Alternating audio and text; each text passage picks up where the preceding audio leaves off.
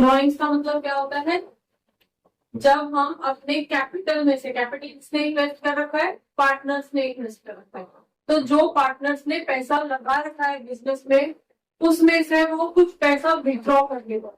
इससे पहले भी आपने उसकी एंट्री की है, इंट्रेस्ट अकाउंट ड्रॉइंग की, जब पार्टनर्स ने एप्रोप्रिएशन अकाउंट बनाया था तो वहां पे आपने आईओडी करके डाला था किस साइड, एप्रोप्रिएशन के राइट साइड में, बाय साइड, जहां प्रॉफिट लिखा था, प्रॉफिट एंड लॉस अकाउंट में प्रॉफिट आपने मेंशन किया था, वहीं उसके नीचे ही आपने एक एंट्री डाली है इंटरेस्ट ऑन ड्रॉइंग, जिस भी क्वेश्चन में आया होगा वहां पे।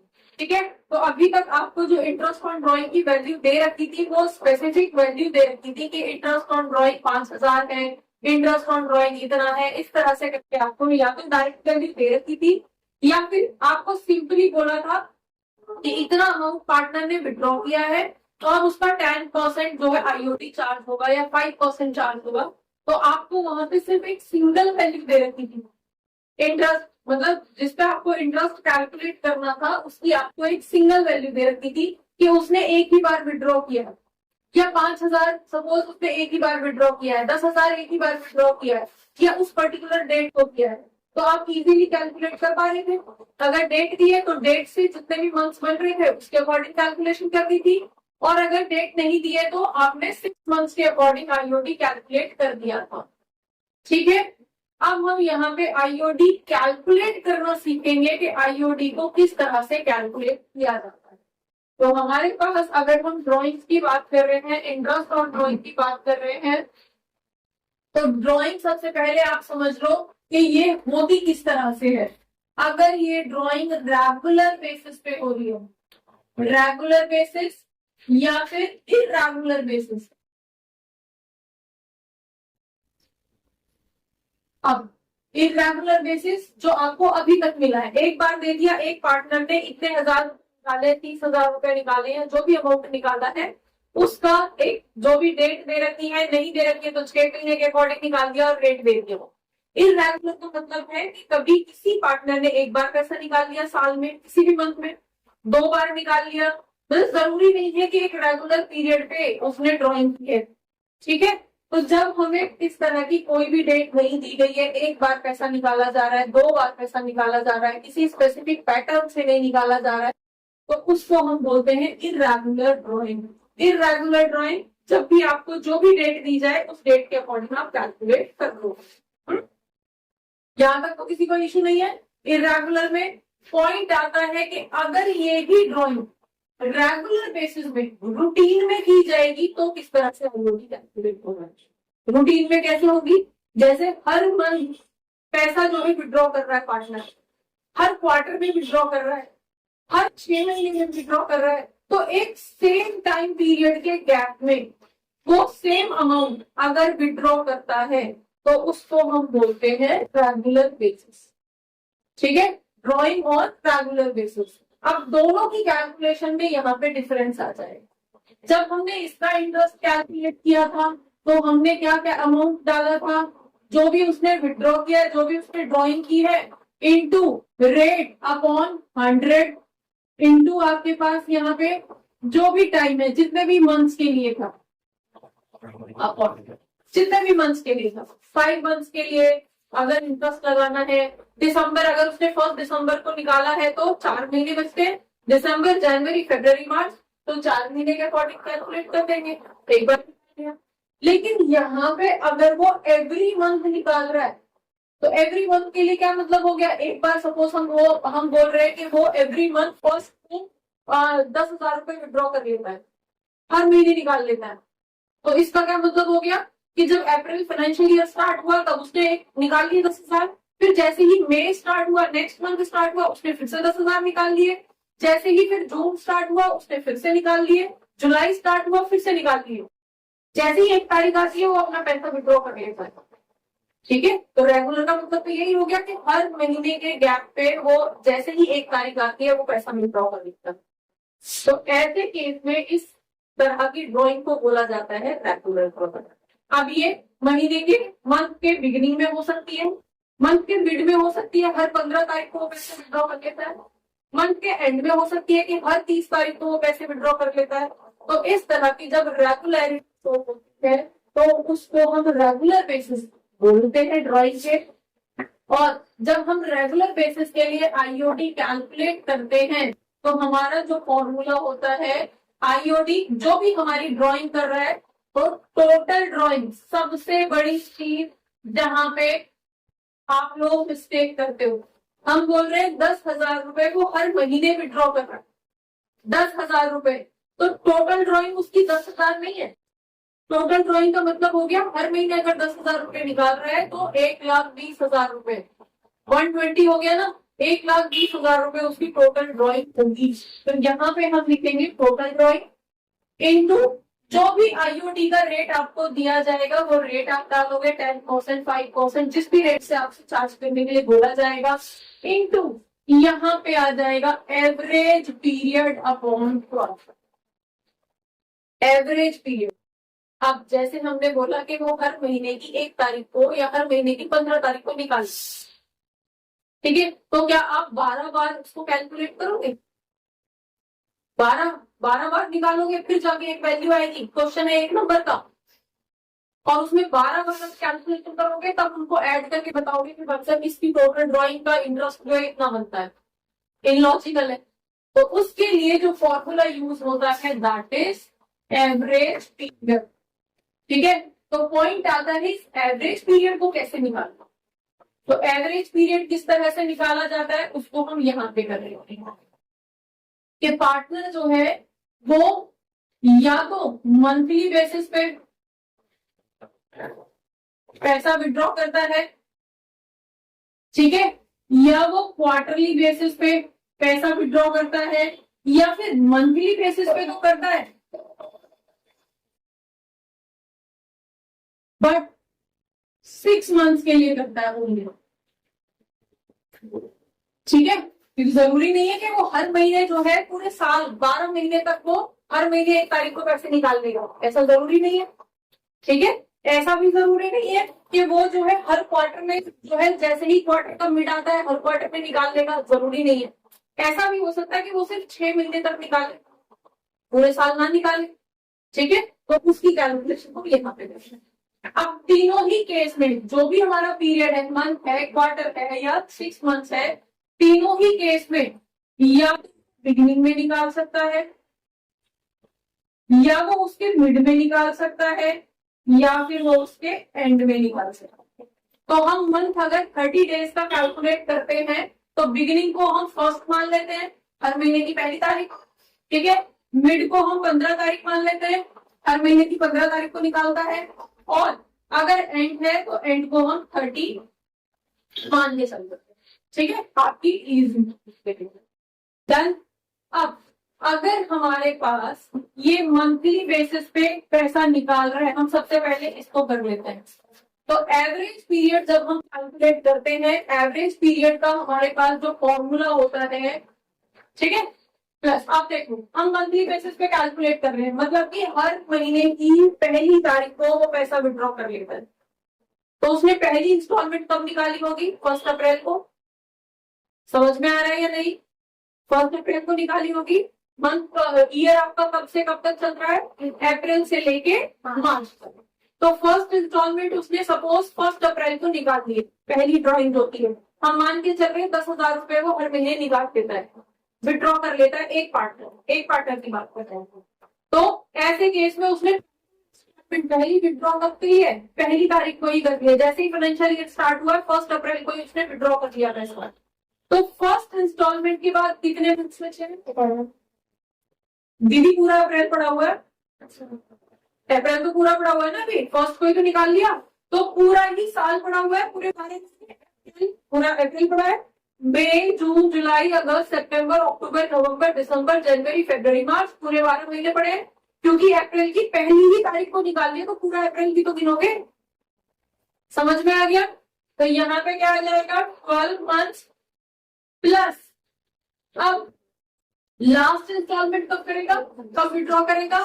मार्च के बिगिनिंग में, लास्ट मंथ के बिगिनिंग में, हर महीने निकाल रहा है ना। समझ में आ रहा है या नहीं आ रहा है? पकड़ रहे हो या नहीं? कहाँ बोल रही मैं? लास्ट इंस्टॉलमेंट कब विड्रॉ होगी उसकी? लास्ट इंस्टॉलमेंट उसकी मार्च की बिगिनिंग में होगी, मार्च की पहली तारीख को निकालेगा, क्योंकि मार्च के बाद तो फाइनेंशियल ईयर ही खत्म हो जाएगा। तो मार्च की अगर पहली तारीख को उसने पैसा विड्रॉ किया है तो लास्ट इंस्टॉलमेंट उसकी 1 मार्च को होगी। तो कितने मंथ्स बचेंगे उसके बाद? 1 मंथ बचेगा, ठीक है। तो 1 और डिवाइडेड बाय कितना आ जाएगा? 13/2। तो यहाँ पे कितना आ जाएगा? तो यहाँ पे आपके पास 13/2 था, 6.5, ठीक है। तो जब भी कोई पार्टनर मंथली बेसिस पे पैसा विड्रॉ करेगा, कब? मंथ के बिगिनिंग में। तो ऐसे केस में जो एवरेज होगा वहां पे आप क्या लिखोगे? 6.5, ठीक है। तो फॉर्मूला आपका क्या बन जाएगा? Total drawing. अब टोटल ड्रॉइंग कितनी? यहाँ पे आप लोग ज्यादातर मिस्टेक करते हो, आप यहाँ पे 10,000 लिख देते हो, क्योंकि वो एवरी मंथ 10,000 विड्रॉ कर रहा है, लेकिन उसकी टोटल ड्रॉइंग यहाँ पे आएगी। टोटल ड्रॉइंग 10,000 इंटू 12, 12 महीने तक विड्रॉ कर रहा है। यही अगर 6 महीने तक विड्रॉ करता तो 10,000 इंटू 6, समझ में आ गया। अगर यही क्वार्टरली विड्रॉ करता तो 10,000 इंटू 4, क्योंकि 4 क्वार्टर, हर क्वार्टर में बिगिनिंग में निकाल रहा है, समझ में आ गया। तो total drawing would be 10,000 into 12, मतलब कि 1,20,000 इंटू रेट हम मान के चल रहे 10% का ही आईओडी लगता है। तो 10 divided by 100 into average period की जगह पे आप क्या लिखोगे? 6.5 मंथ्स डिवाइडेड बाय 12। यहां से कैलकुलेशन निकल गया, ठीक है। तो अब इससे फायदा क्या हुआ? हर महीने की ड्रॉइंग का इंटरेस्ट अलग अलग नहीं कैलकुलेट करना पड़ेगा, एक ही फॉर्मूले से आपने पूरे साल जो उसने विड्रॉ किया है, क्योंकि हर ड्रॉइंग के लिए टाइम अलग था। जब उसने पहली बार विड्रॉ किया तो 12 महीने का इंटरेस्ट लगेगा। जब उसने 1 मई को विड्रॉ किया है तो 11 महीने बचे, 11 महीने का इंटरेस्ट लगेगा। जब उसने 1 जून को किया है तो 10 महीने का इंटरेस्ट लगेगा। ऐसे करते करते उसका टाइम ड्यूरेशन जो है 12 महीनों का आप अलग अलग कैलकुलेट नहीं कर सकते। मतलब कर तो सकते हो, कर तो कुछ भी सकते हैं, लेकिन वो एक लेंथी प्रोसेस हो जाएगा। आपसे एमसीक्यू का एक क्वेश्चन आ गया, आंसर पे टिक कर रहा है, उसमें आपके पास इतना टाइम नहीं होगा कि 12 महीने के आप पहले इंटरेस्ट कैलकुलेट करो, फिर आप उनको ऐड करो और फिर वहां पे लिखो, इतना टाइम नहीं होता। समझ में आ गया। तो आपके पास फाइनली जो फॉर्मूला रहेगा वो रेगुलर बेसिस पे। ये भी ध्यान रखना, अगर इरेगुलर एक बार ड्राइंग किया या 2 बार ड्राइंग किया, या वो रेगुलर बेसिस पे नहीं है, एक बार सपोज अप्रैल में निकाल दिया पैसा और एक बार फिर जाके अक्टूबर में निकाल रहा है, तो इसमें कहीं कोई रेगुलरिटी नहीं नजर आ रही है।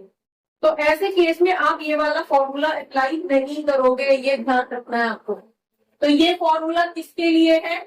ये मेनली एवरेज पीरियड वाला फॉर्मूला हमेशा रेगुलर बेसिस पे होगा।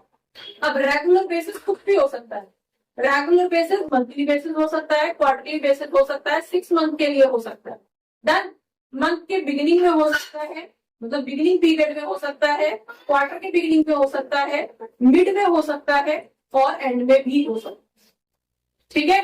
तो नेक्स्ट अब इसका बताओ जरा, नेक्स्ट मिड का क्या रहेगा?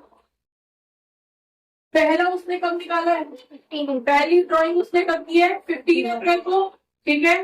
फर्स्ट मंथ के मिड में 15 अप्रैल के बाद किस बचे? 11.5, क्योंकि अभी आधा महीना ही तो निकला है, तो 11.5 आपके पूरे हैं 11.5 महीने। देन 11.5 प्लस लास्ट विड्रॉ को कब करेगा? मार्च 15 को, ठीक है, 15 मार्च को करेगा। तो उसके बाद कितने मंथ्स बचेंगे? एक और चीज पे आपको ध्यान देना है, आप डेज में काउंटिंग नहीं करोगे, आप मंथ्स के अकॉर्डिंग करोगे। 0.5 आधा महीना बचा है, तो क्या हो जाएगा? 0.5 डिवाइडेड बाय 2 कितना आ जाएगा?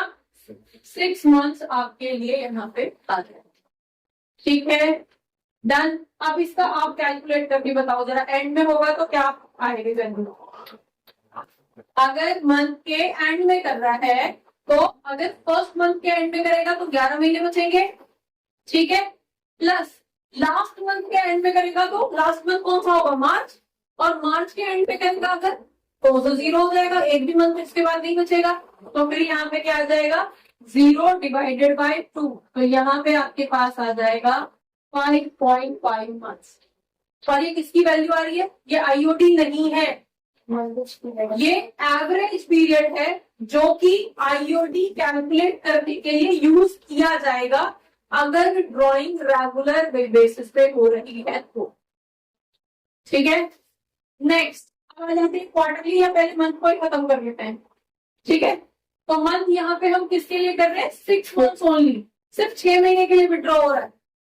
तो जो टोटल पीरियड होगा वो हम 6 महीने का कंसीडर करके चलेंगे, ना कि 12 महीने, आधे साल के लिए कर रहे हैं। ठीक है, तो अगर वो बिगिनिंग में करेगा तो पहली इंस्टॉलमेंट कब आएगी? अप्रैल 1 को। उसके बाद कितने मंथ्स बचे हैं? 6 महीने बचे, अप्रैल मई जून जुलाई अगस्त। ठीक है, क्योंकि हम तो 6 महीने की बात कर रहे हैं। अप्रैल पूरा है, मई जून जुलाई अगस्त सितंबर। ठीक है, सितंबर में आगे खत्म हो जाएगा क्योंकि 6 ही महीने की ड्राइंग हुई। अब ये मई से लेके आगे 6 महीने भी हो सकते हैं, कोई भी हो सकते हैं, 6 महीने की ड्यूरेशन आपको दी जाएगी। ठीक है, तो कितने मंथ्स बचे हैं? 6 महीने बचे हैं। लास्ट विड्रॉ कब होंगे? अगर हम अप्रैल मान के चल रहे हैं, अप्रैल से सितंबर मान के चल रहे हैं, तो 1 सितंबर को होगी लास्ट ड्राइंग। तो उसके बाद कितने मंथ्स बचेंगे? ठीक है, और डिवाइडेड बाय 2, तो हमारे पास यहाँ पे कितनी वैल्यू आ जाएगी? आगे यहाँ पे कितना? 3.5 मंथ्स। क्लियर यहाँ तक? ठीक है, ये वैल्यू कैसे आई? क्लियर है? बिट का बता दो जरा। पहली इंस्टॉलमेंट निकलेगी 1 अप्रैल को, 6 महीने बचे हैं। ठीक है, लास्ट इंस्टॉलमेंट का, सॉरी मिड में है ना, तो यहाँ पे कितना? 3.5 महीने बचेंगे ना। ठीक है, 15 अप्रैल को निकल रहा है, 15 अप्रैल को, तो आधा तो अप्रैल पड़ा है और बाकी के आगे के 5 महीने पड़े, 5.5 महीने। ठीक है, प्लस 0.5 लास्ट कब निकलेगा? 15 सितंबर को, तो 6 महीने होने में आधा महीना बचा बस, तो 0.5 यहाँ पे आ जाएगा डिवाइडेड बाय 2, तो आपके पास यहाँ पे आ जाएंगे 3 मंथ्स। अगर पैसा विड्रॉ होगा मिड में, मंथ के मिड में अगर पैसा विड्रॉ होगा और ड्राइंग जो है सिर्फ 6 महीने के लिए होगी, तो ऐसे केस में एवरेज पीरियड 3 यूज करोगे, 3 मंथ यहाँ पे 3 यूज करोगे। ठीक है, नेक्स्ट पॉइंट, अगर एंड में होगा तो अप्रैल के एंड में, तो 5 महीने बचे, प्लस सितंबर के एंड में 0 डिवाइडेड बाय 2, तो यहाँ पे आपके पास 2.5 मंथ्स का पीरियड, एवरेज पीरियड आप अप्लाई करोगे आईओडी निकालने। डन, तो ये मंथ्स वाला कॉन्सेप्ट क्लियर हो गया। अब हम आ जाते हैं क्वार्टर पे। अब क्वार्टर को पहले बेटा समझ लो कि क्वार्टर होते क्या है। हम फर्स्ट क्वार्टर की बात कर लेते हैं। फर्स्ट क्वार्टर बता दो जरा। 1 अप्रैल से लेके कब तक चलेगा? अप्रैल मई जून। ठीक है, तो 30 जून तक होगा। किसी को कोई दिक्कत यहाँ पे? क्वार्टर की बात नहीं है। हाँ जी, सेकेंड क्वार्टर आपका क्या हो जाएगा? 1 जुलाई से 30 सितंबर, जुलाई अगस्त सितंबर। नेक्स्ट क्वार्टर की डेट बता दो जरा। 1 अक्टूबर से लेके 30 दिसंबर। ठीक है, 31 दिसंबर। नेक्स्ट 1 जनवरी से लेके 31 यहाँ तक किसी को कोई इश्यू? क्वार्टर तो क्लियर है। चलिए, अगर हम बिगिनिंग की बात कर रहे हैं, क्वार्टर के बिगिनिंग में, तो फर्स्ट क्वार्टर का बिगिनिंग कब होगा? 1 अप्रैल। उसके बाद कितने मंथ्स बचेंगे? अगेन 12। क्वार्टर की बात नहीं कर रहे हैं, मंथ्स की बात कर रहे हैं। आगे के चारों क्वार्टर बचे हुए हैं, क्योंकि फर्स्ट क्वार्टर के फर्स्ट पहले ही दिन हमने पैसा विड्रॉ कर लिया। यहाँ पे हम किसकी बात कर रहे हैं? मंथ्स। कितने मंथ्स रिमेनिंग है? क्वार्टर की बात नहीं कर रहे हैं। समझ में आ गया? तो यहाँ पे आप बेटर है कि टाइम की जगह मंथ्स लिख लो। ठीक है, कि मंथ कितने बच रहे हैं। ठीक है, तो फर्स्ट आपका क्या हो?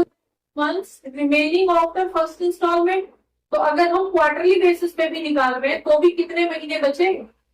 मंथ तो पूरे 12 ही रहेंगे, मंथ तो पूरे 12 ही रहेंगे। क्लियर है? तो क्या हो जाएगा 12 प्लस, जब हम लास्ट क्वार्टर के निकालेंगे, लास्ट क्वार्टर कब होगा? जनवरी से शुरू, ठीक है। तो लास्ट क्वार्टर के बिगिनिंग के बाद कितने मंथ्स बचेंगे? 3 मंथ्स बचेंगे। समझ में आ गया? क्लियर हुआ मंथ और क्वार्टर का डिफरेंस? ठीक है। तो 3 मंथ्स अभी भी यहाँ पे बचेंगे, डिवाइडेड बाय 2 तो 15/2 7.5। जब क्वार्टर के बिगिनिंग में रेगुलर बेसिस पे पैसा विड्रॉ किया जाएगा तो उसके लिए जो एवरेज पीरियड यूज होगा वो 7.5 मंथ्स होगा। ठीक है। नेक्स्ट मिड का बता दो जरा। फर्स्ट क्या होगा? जब क्वार्टर के मिड में पैसा विड्रॉ किया जाएगा, क्वार्टर के मिड में, तो मिड एक बार आप यहाँ पे समझ लो कि मिड क्या होता है क्वार्टर का। इसका मिड क्या होगा? 1 अप्रैल से लेके 30 जून का मिड, 15 मई, मई नहीं 15 मई, 1.5 मंथ्स पहले, 1.5 मंथ्स बाद में, तो मिड क्या हो गया? 15 मई। क्लियर हो गया? तो मिड आपका 15 मई आ जाएगा। और लास्ट क्वार्टर का मिड क्या होगा? 15 फरवरी। यहां तक क्लियर है? तो नेक्स्ट आपके पास 15 फरवरी। आप बता दो जरा, अगर मिड में पैसा विड्रॉ हो रहा है तो कितने मंथ्स मिले बचेंगे बाद में? पहला पैसा, पहली ड्रॉइंग कब होगी? 15 मई को। उसके बाद कितने मंथ्स बचे? 1.5 महीने तो निकले, 10.5 महीने तो बचे हुए। 10.5। हाँ जी क्लियर है? 10.5 बचे ना, काउंट कर लो एक बार अगर कोई डाउट है तो। ठीक है। आधा में जून, जुलाई, अगस्त, नवंबर, दिसंबर, जनवरी, फरवरी, मार्च, पूरे 10 महीने और आधा महीना। ठीक है। तो आपके पास 10.5 प्लस लास्ट क्वार्टर के मिड में जब निकलेगा 1.5 तो कितना बचेगा? 1.5, 1.5 महीना। ठीक है। तो 1.5 यहाँ पे डिवाइडेड बाय 2, अगेन 12/2, तो 6 मंथ्स इसका भी मिड रहेगा। अगर मिड में पैसा निकलता है, चाहे वो क्वार्टरली बेसिस पे निकले, चाहे वो